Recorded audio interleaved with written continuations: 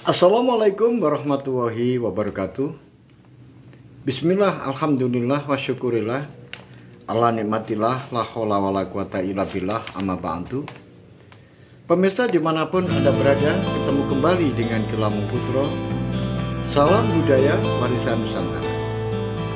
Pemirsa dimanapun Anda berada, izinkan saya untuk melanjutkan keterangan-keterangan saya tentang Gajah Mada, prajurit sejati Kerajaan Mojopahit. Pemirsa, di kesempatan yang lalu dijelaskan bahwa Kudo Swabowo, yaitu putra dari Dyah Menur dengan Raden Kudomerto, sekarang sudah menjadi prajurit Bayangkara. Bahkan karena Gajah Mada tidak tahu kalau Kudo Swabowo ini adalah anak dari Raden Kudomerto, maka setelah menjadi ajudannya, kemudian dilimpahkan untuk menjadi ajudan, yaitu Raden Kudomerto. Sehingga antara ayah dan anak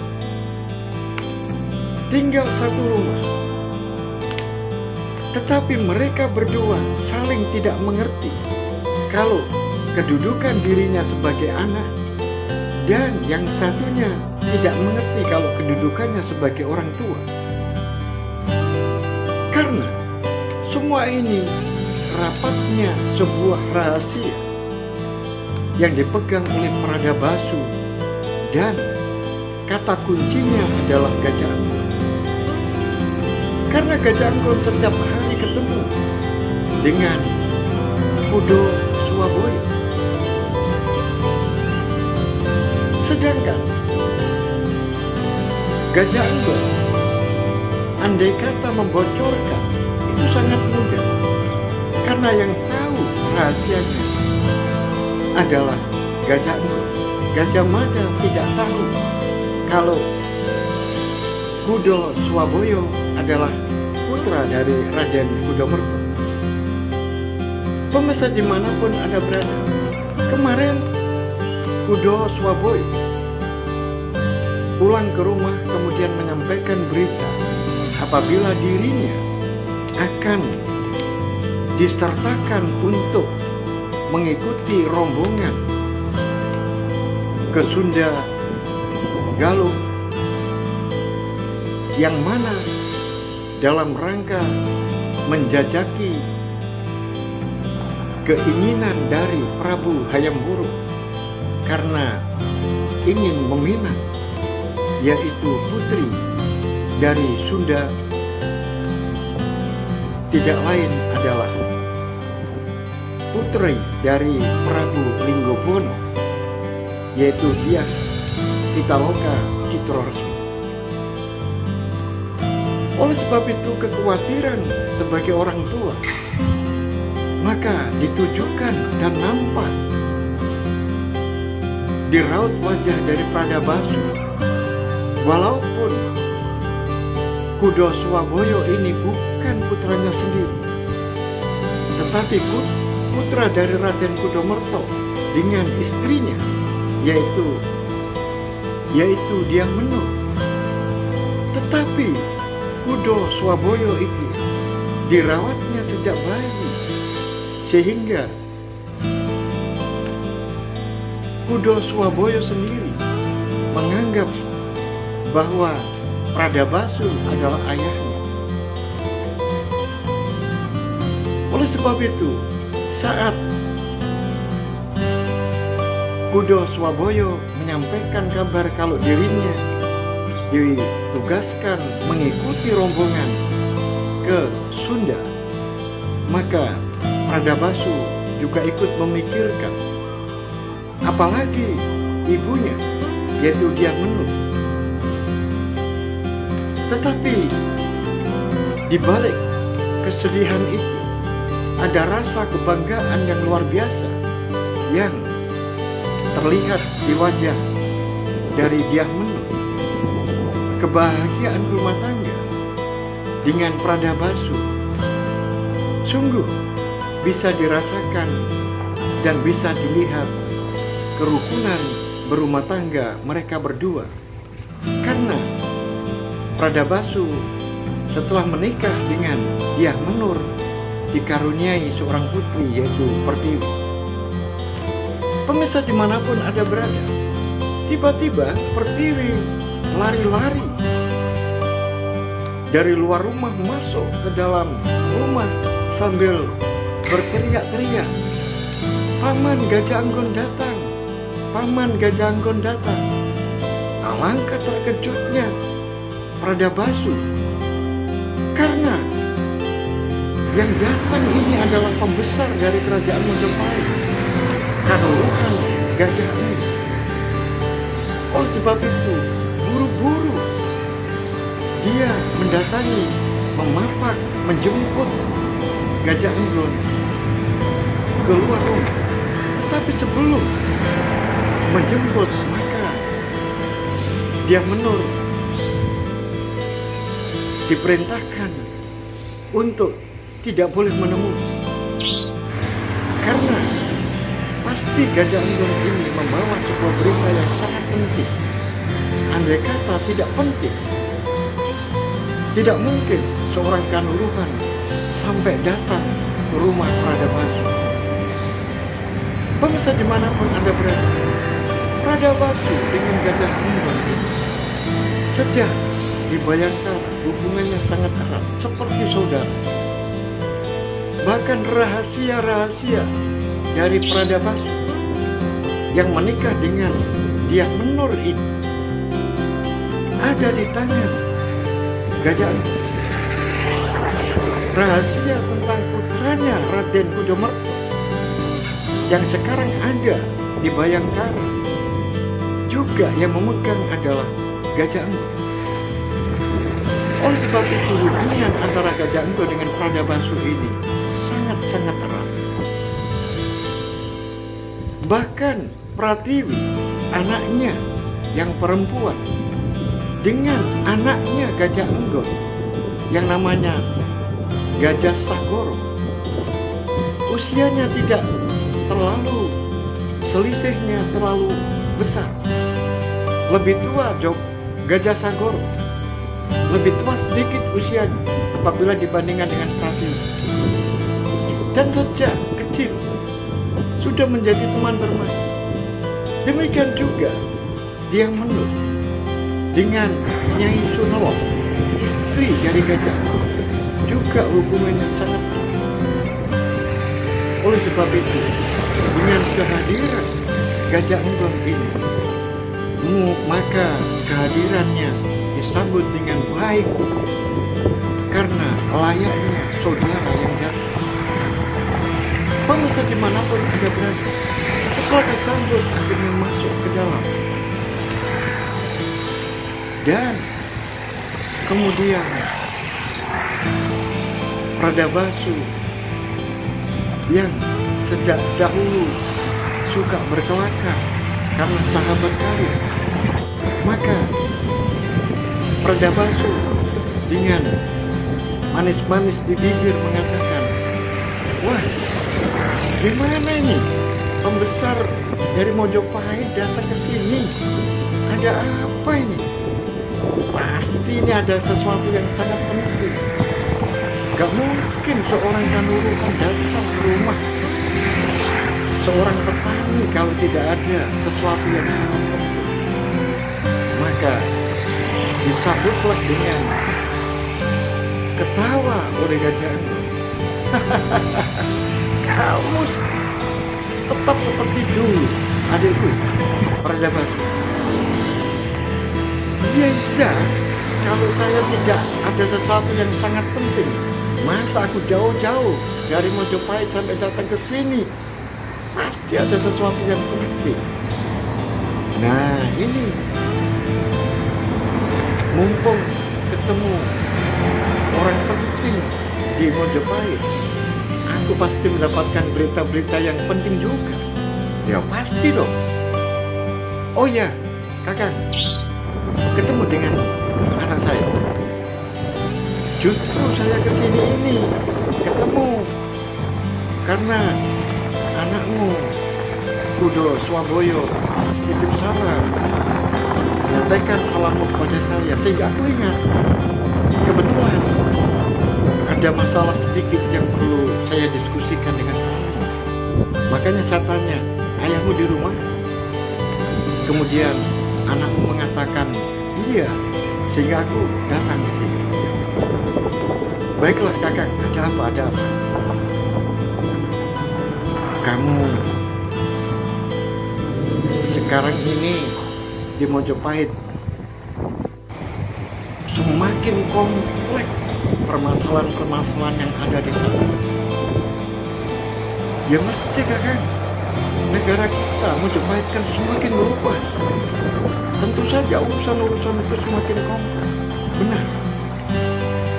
Aku sendiri tidak menyangka pada saat itu, sejak 1334, semenjak Kakang Gajah Mada mencanangkan sebuah sumpah palapa, aku saat tertegun, hampir tidak. Masa mungkin bisa menguasai Nuswantara yang demikian luas? Tetapi ternyata dengan kerja yang keras Kakang Gajah Mada, satu persatu daerah-daerah itu ditundukkan dan dipersamakan persepsinya dengan Mojopahit, sehingga aku sendiri benar-benar mengagumi kakangmu itu, yaitu Gajah Mada. Nah, ini saya menjadi ini. Andai kata Rakembar ini masih hidup, pasti dia akan malu besar dengan keadaan sekarang. Karena dulu saya masih ini, Rakembar menghina-hina Gajah Mada. Mana mungkin bisa mempersatukan Nusantara. Tetapi sekarang 21 tahun sudah mulai terlihat, hanya beberapa daerah saja yang belum mau tunduk kepada Majapahit. Kamu tahu adikku Pradabasa, saya datang ke sini tadi baru menerima kabar bahwa Bali dan Dompo sudah bisa ditaklukkan oleh Kakang Gajah Mada. Pemirsa dimanapun Anda berada, sedang asik-asik berbicara berdua, tiba-tiba Pratiwi lari-lari dari luar, kemudian menyapa pamannya. Paman, apa kabar, sehat? Akhirnya Gajah Mada Gajah Enggon menyempatkan menjawab sapaan dari Pratiwi. Anakku Pratiwi, kamu cantik sekali. Paman sehat. Kemudian Kakang Gajah Segoro kok tidak diajak kemari? Kakangmu sekarang sibuk karena bersama ibunya di Banculuk, Ujung Galuh. Oh iya adikku, aku belum menyampaikan pada kamu. Kebetulan ini tadi anakmu Pratiwi menanyakan, ingat aku bahwa kakekku sudah meninggal. Loh, Kiai Pawagel meninggal? Benar, beberapa hari yang lalu. Waduh, usianya memang luar biasa kakak. Orang seusia sudah begitu tua. Iya, makanya itu saya kabarkan sekalian bahwa ilmunya kakek saya itu sudah diterima oleh Kakang Gajah Mada. Alangkah terkejutnya Pradabasa. Benarkah? Benar. Aku saja tidak berani mewarisi ilmu itu. Tetapi Kakang Gajah Mada tekadnya begitu besar. Akhirnya ilmu Riung Samudra milik kakek saya itu diwadahi oleh Gajah Mada, sehingga kakang kita ini sudah memiliki ilmu baru yang mana bisa mendatangkan angin lesus yang sebesar apapun dan bisa menundukkan angin lesus yang sebesar apapun. Akhirnya Pradapassu hanya geleng-geleng kepala. Memang kakang kita yang satu ini luar biasa tekadnya. Tidak ada, saya belum pernah menemukan orang yang senekat Gajah Mada. Andai kata itu yang menerima bukan Gajah Mada, sudah mati. Karena di dalam menerima ilmu ini yang namanya batu-batu, kerikil, pasir, potongan-potongan kayu dengan kerasnya menghempas sekujur tubuh dari Gajah Mada. Aku menyaksikan sendiri.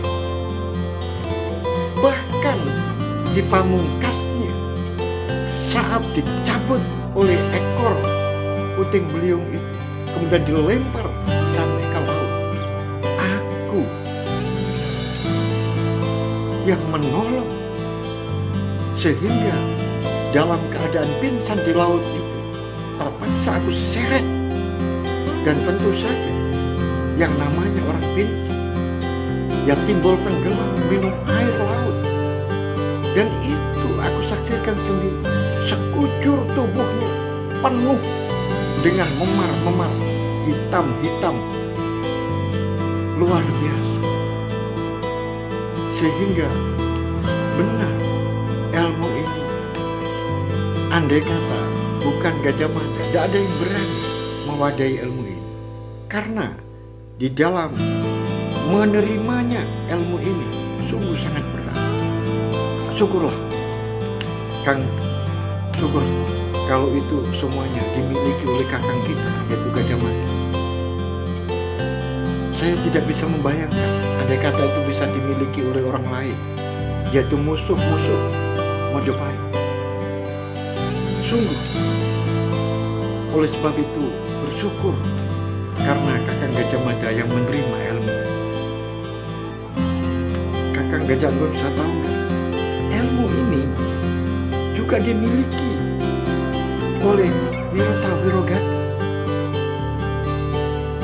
Karena Wirota Wirogati itu saudara seperguruan dengan Kiai Pawaga.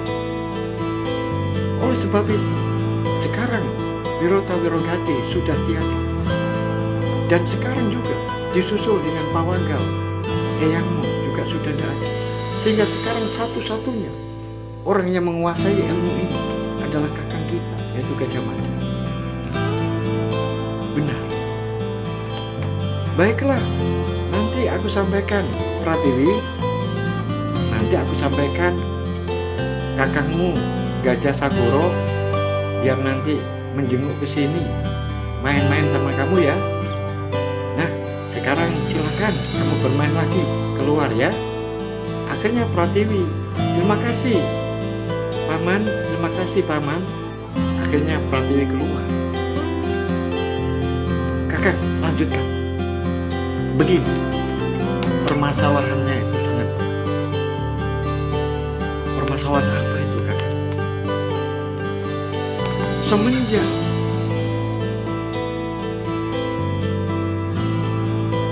Bunda Ratu Sri Gitarja kemudian tahun 1350 itu lengser, kemudian diserahkan kepada putranya, yaitu Hayam Wuruk.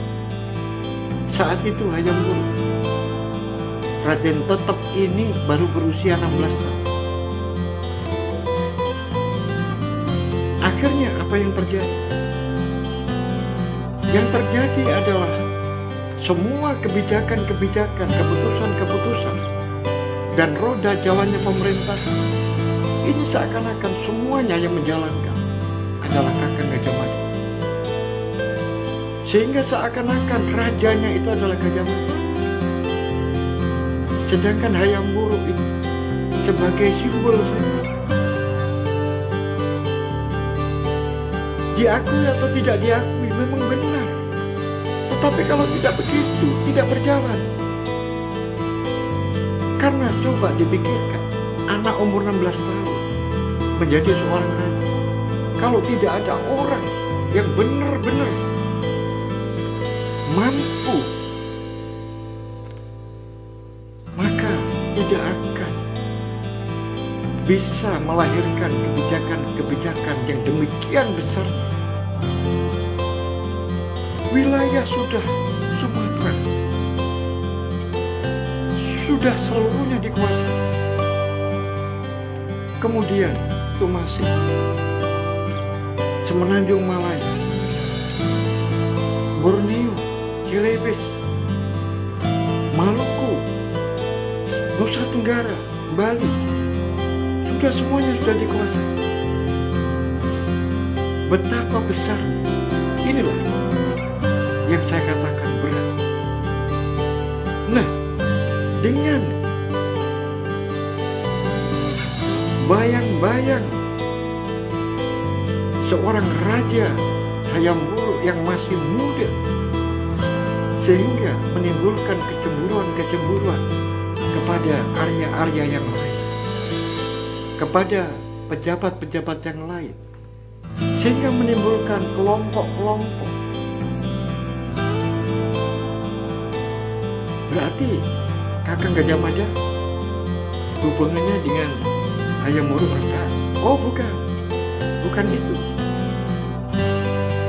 Artinya para Arya ini ada yang pro dan ada yang kontra. Yang pro ini adalah tidak ambil pusing siapa yang menjalankan. Apakah Hayam Wuruk ini sebagai boneka atau sebagai bayang-bayang, tetapi kerajaan Mojopahit berjalan dengan baik. Itu orang yang tidak mempermasalahkan. Ini adalah kelompok yang satu. Sedangkan kelompok yang lain menuntut bahwa agar kebijakan-kebijakan itu diambil oleh raja, bukan oleh Mahamantri Muktia Gajah Mada. Sehingga orang-orang dari kelompok ini merasa kurang senang terhadap hegemoni penguasaan Gajah Mada terhadap raja, sehingga menimbulkan kelompok-kelompok tertentu. Sedangkan orang-orang di belakang Gajah Mada sendiri juga ada yang mendukung kakang kita Patih Gajah Mada ini dengan akal yang waras. Tetapi juga ada yang menggunakan akal-akal yang tidak waras. Tapi semuanya taat dan tunduk kepada kebijakan-kebijakan yang diambil oleh Gajah Mada.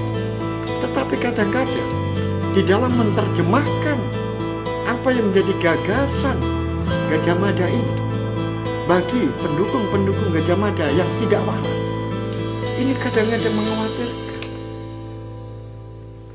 Siapa saja arya-arya di belakang kakang kita ini? Ada 8. Yang pertama adalah sang Arya Pati-Pati. Ini dipegang oleh Empu Kapat. Kamu kan kenal kan Empu Kapat? Memang orangnya disiplin. Ya, juga begitu, ketaatannya luar biasa kepada Gajah Mada. Tapi kadang-kadang di dalam menerjemahkan nggak pandai, sehingga kebijakan itu menjadi bias lagi karena keterlaluan di dalam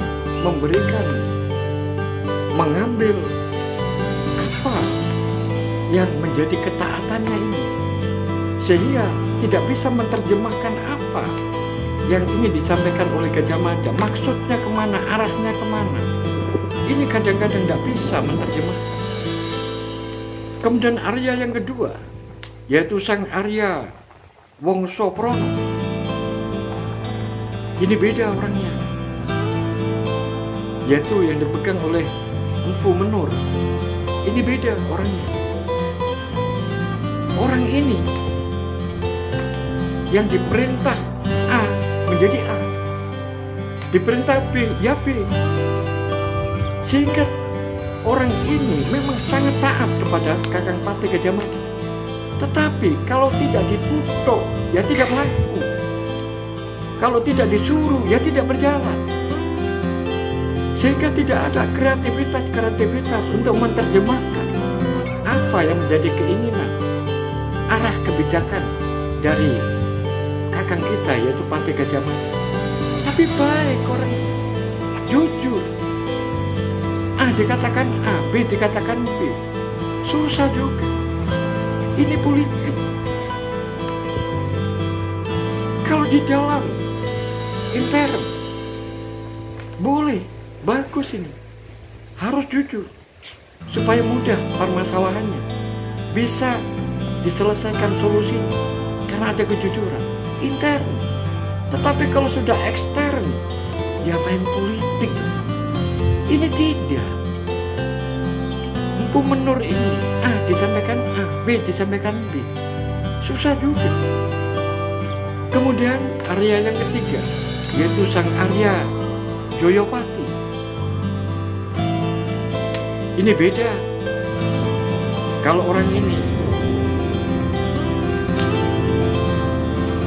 taat, pandai, dan juga bisa menerjemahkan arah kebijakan dari kakang kita. Sehingga apa-apa yang perlu disimpan, apa-apa yang tidak perlu disampaikan pada orang lain, itu dia bisa menyimpan. Sehingga yang standar saja yang disampaikan kepada orang lain, tetapi arahnya bisa menerjemahkan kebijakan yang disampaikan oleh kakak kita, yaitu Patih Gajah Mada. Orang ini bagus. Nah inilah yang saya katakan pikirannya waras. Tetapi dua orang tadi aku mengatakan tidak waras. Sedangkan yang berikutnya adalah Sang Arya Joyopati Makromo, yaitu Mapanji. Ini juga sama dengan yang dua tadi. Taat, nurut sama Gajah Mada, tetapi ambisinya terlalu tinggi karena latar belakangnya bukan dari militer. Latar belakangnya adalah karirnya berasal dari pegawai biasa. Karena ketekunannya, karena kejujurannya, karena kesungguhannya, akhirnya bisa meniti karir ini sampai ke jenjang yang tinggi. Tetapi kadang-kadang tidak bisa menerjemahkan apa yang menjadi kebijakan dari Patih Gajah Mada. Dan juga begitu, ambisinya yang terlalu tinggi, sehingga nurutnya Empu Elang ini, taatnya Empu Elang, kadang-kadang juga diukur dengan keuntungan posisi yang akan didapatkan. Ini juga saya katakan gak waras. Berikutnya adalah yang kelima, Suro Dirojo yang dipegang oleh Empu Kaposo. Ini hampir sama dengan Empu Elang. Kemudian yang keenam adalah Rojo Dikoro, yaitu Empu Tongo. Ini bagus, ini sehat, ini bisa menerjemahkan. Kemudian yang ketujuh adalah Sang Aryo Deworojo, Empu Adityo. Ini bagus. Dan yang terakhir adalah Sang Aryo Dirorojo yang dipegang oleh Empu Noroyo. Ini bagus. Sehingga di belakang Patih Gajah Mada, kakang kita ini, ada 8 orang yang semuanya nurut. Tetapi ada 4 yang sehat akalnya, ada 4 yang gak waras akal, sehingga mengkhawatirkan di dalam langkah-langkah. Kakak, aku menjadi bingung apa yang kakak sampaikan. Hubungannya apa dengan permasalahan kakak? Hubungannya sangat erat. Karena permasalahan yang akan saya hadapi ini, saya ini kan disuruh, diperintahkan oleh Kakang Gajah Mada untuk pergi ke Sunda, untuk menemui, berbicara langsung dengan Prabu Linggobumi, berbicara dari hati ke hati. Terus kan sampaikan saja, kan gak ada masalah. Gak ada masalah gimana? Saya menghadap itu harus dengan Empu Elang. Nah ini yang menjadi masalah. Empu Elang kan A dikatakan A, B dikatakan B. Nah kalau ini terjadi, susah. Ini politik. Nah oleh sebab itu saya diperintahkan oleh Kakang Gajah Mada untuk berbicara dari hati ke hati. Kalau berbicara dari hati ke hati, ini kan tidak bisa to the point. Perlu pemaparan, perlu menggunakan rasa.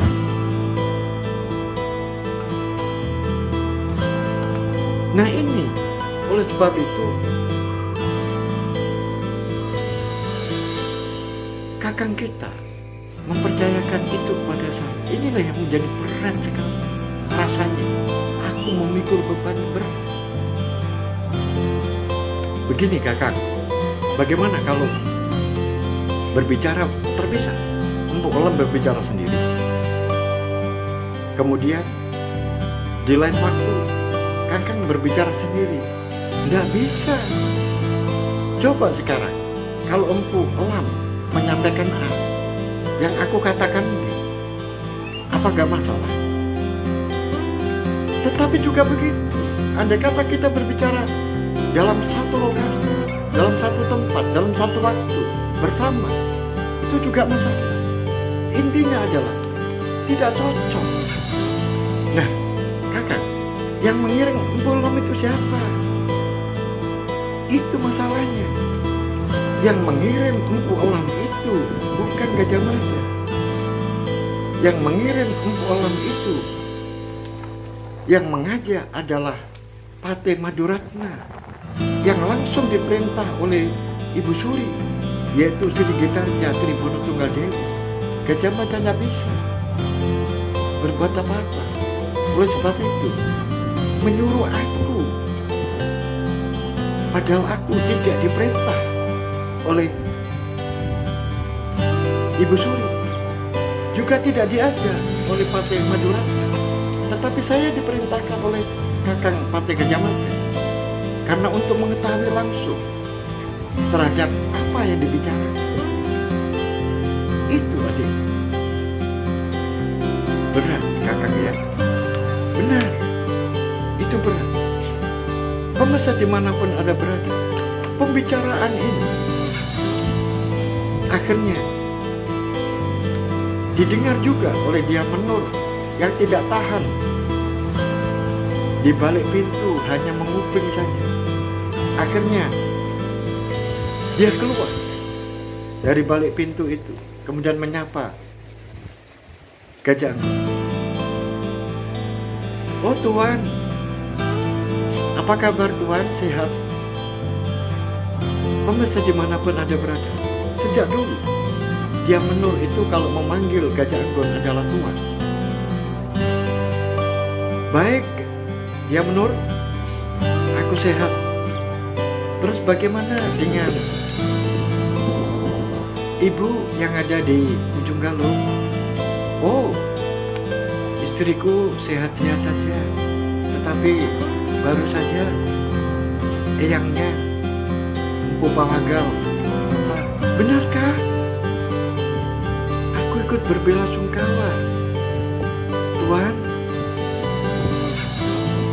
Empu Pawagal sangat baik orangnya.